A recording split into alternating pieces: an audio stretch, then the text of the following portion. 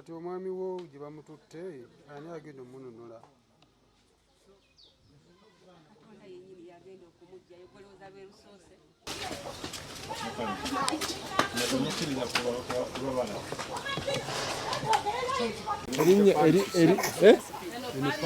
Eno parish number. Kamuga tukolesa hiyo. They are joking. They know that God has come to the world to rule as honor. It is me, Jesus Christ, King Inavasivera, talented by God, because I told you I came from heaven.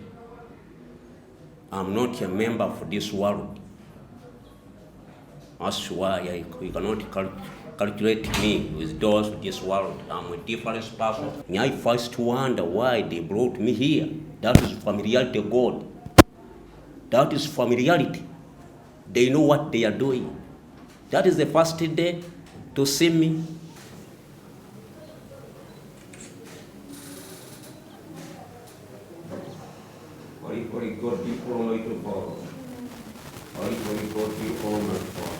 Agamba tasobola kukkiriza abantu be okubaliirwa kubanga tebali bantu ba Uganda, bali bantu ba heaven, waggulu mu ngulu we babeera.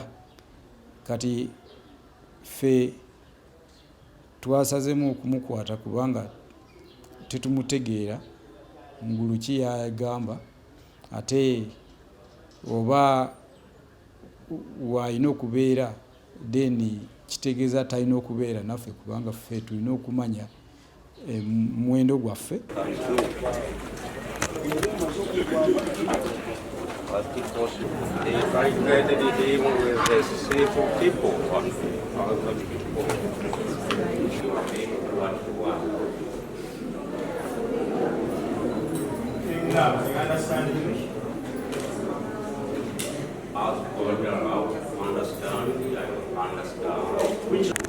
And the resident of Lima village at the council county in the Luweero district.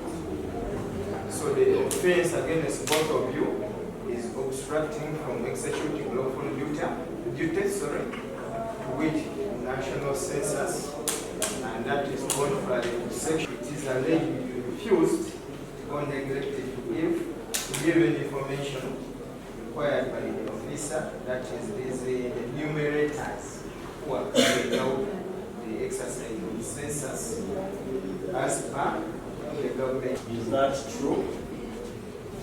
It is true, because I'm not staying in this world. I'm in another world. That's my issue I have.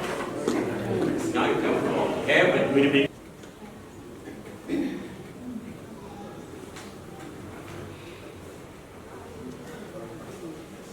Is it true you did that?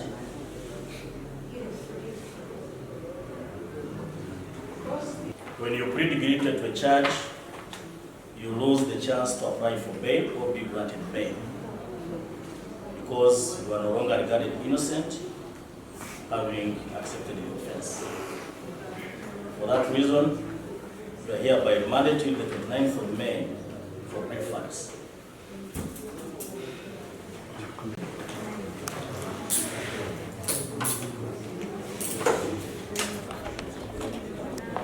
Good.